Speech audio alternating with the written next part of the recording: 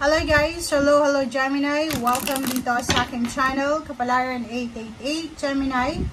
Alamin natin ko ng messages, vibration, gabay energy para sa lahat. Ito ay general reading, so pwede kang makaresonate. Gamitin mo ngayong intuition sa panonood. Okay, so from February 17 hanggang February 23 para sa lahat ng Gemini. Wow! Gemini, Solis and Sedna.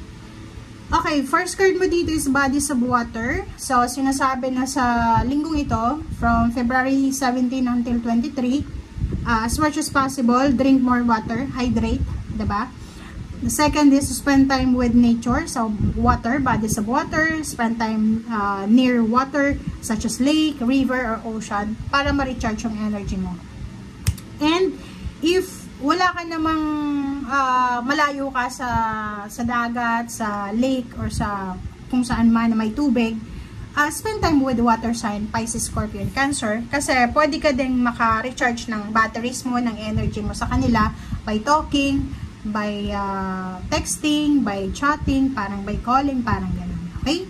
Second card natin is Sedna, Infinite Supply. So, Gemini, huwag ka daw mag-alala kasi sa linggong ito, simula ngayong linggo, you are supplied for today and all of tomorrow. So, hindi ka dapat nag-aalala, hindi ka dapat nagpapanik kasi, di ba? Ba't ka magpapanik na sinasabi sa'yo dito ng ating cards na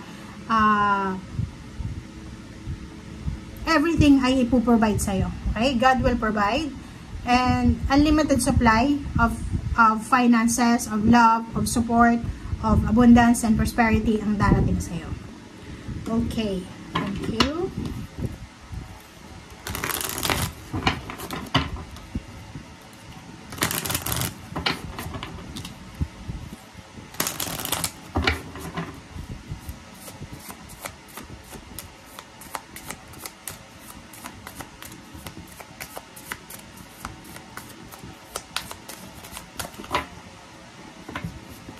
Okay. Two cards, second deck is number 11 and 26, which is 8. 11 and 8, it's a manifestation numbers. And number 8 is infinite supply, infinity. Diba? So, dito sinasabi sa'yo na if you're making a decision, if you're making a choice or option, be true to your heart, be true to yourself. Okay? So, this week, Gemini, kung may mga gusto kang i-manifest sa buhay mo, kung gusto mong ng decision, marami kang gustong simulan, marami kang gustong tapusin. If for example, this week, meron kang decision making na gagawin para marami kang gustong i-manifest sa buhay mo. So, pag marami tayong gustong i-manifest, marami din tayong options and choices. So, yun, makinig ka sa sinasabi ng iyong intuition, makinig ka sa sinasabi ng iyong puso, and yun, maging totoo ka sa nararamdaman mo. Honor your emotion, honor your feelings, honor your thoughts, honor your dreams. Importante yun.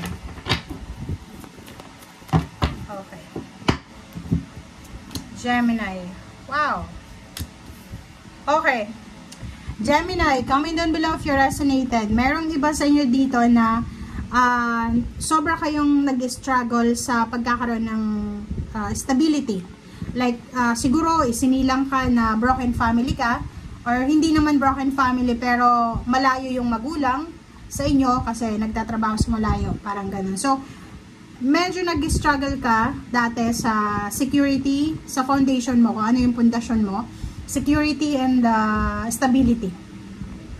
But, nakikita ko dito yung closure, yung ending. So, kung ano man tong mga failures mo, mistakes mo, errors mo, regrets mo sa buhay, sa past, ay posibleng ma-overcome mo siya and makukuha mo yung stability and balance. Okay? So, ibig sabihin yan, siguro dati, pala decision ka na hindi mo yun pinag-iisipan and ang nauwi ka sa regrets. But now, nakikita ko na simula sa linggong ito, nakafocus ka sa empowerment, nakafocus ka sa sarili mong stability, sa foundation mo. And tama, kailangan mo nang mag-focus sa kasalukuyan. Okay? 10 of Wands and King of Swords. So, nakikita ko sa'yo dito na sa linggong ito, wala kang oras para sa ibang bagay. Kasi, busy-busy ka sa trabaho, busy-busy ka sa ginagawa mo. Like, may business ka, may negosyo, ang dami-dami mong obligations, ang dami-dami mong duties and responsibilities. And nakikita ko yung King of Swords dito. Yung King of Swords is parang yung ano to gusto mo yung eagerness na matapos yung obligations, 'di ba? Yung parang kailangan kong matapos tong pinapatayo kong bahay, kailangan kong makapagpatapos ng mga anak, kailangan ko ng ganito ganyan, kailangan kong makapasa sa board exam, parang ganun. So nakikita ko sa'yo dito na you are very very dedicated sa kung ano man to na obligations, duties and responsibilities mo, kasi ayaw mo nang balikan yung nakaraan. So, parang nakikita ko financially or emotionally, marami kang pinagdaanan. But you are healing naman. Okay.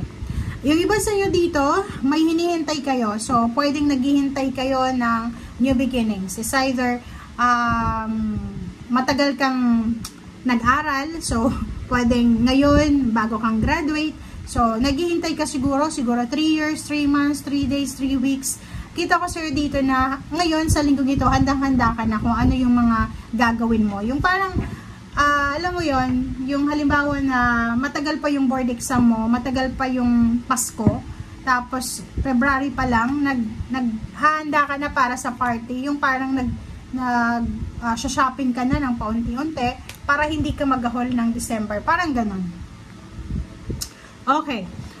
Two of Wands and Two of Swords. Ang ganda neto guys kasi yun nga, sa decision making, make a decision but be true to yourself. Dito sinasabi, pwedeng may nag-o-offer sa'yo ng work abroad, international offer, local offer, job, career, business or relationship na kailangan mong pag-isipan ng mabuti. So, ibig sabihin yan, huwag na huwag kang gagawa ng isang desisyon na pwede mong pagsisihan sa bandang huli. Okay? Ano yun? So, ibig sabihin yan, if marami kang gustong gawin, pag-isipan mo siya kasi napakahirap na, lalo kung may edad ka na, mahirap balikan yung mga mistakes mo. Queen of Pentacles and Two of Cups and Queen of Wands. So, nakikita ko sir dito, isang mag-asawa, isang mag-boyfriend, isang mag-girlfriend, boyfriend, mag-asawa, magnanay, magkapatid, basta ano sila, working tandem sila. Diba? Yung parang connected sila sa bawat isa. Yung decision making ng dalawang taong ito ay isa lang. Okay? Nakikita ko sa inyong dalawa na posibleng makatanggap kayo ng lump sum of money. It's either ikaw or siya ay makatanggap ng promosyon, salary increase, lump sum of money, payments, payouts, or posibleng may mga utang kayo na posibleng makakaraos na kayo sa mga utang nyo. Okay? So, ano yung ibig sabihin yan? Okay? So, pwedeng, yung iba sa inyo dyan, matagal na kayong nag-iipon ng pera para makapagpatayo ng bahay, or marami kayong utang para sa binayad nyo sa bahay nyo, sa lupa, sa sakyan.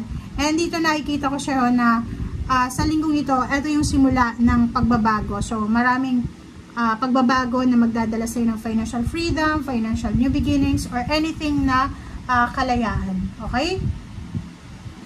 Okay, so, thank you for watching. Para to sa lahat ng mga Gemini, I hope na makaresonate ka dito. Okay? Maraming salamat. Bye guys!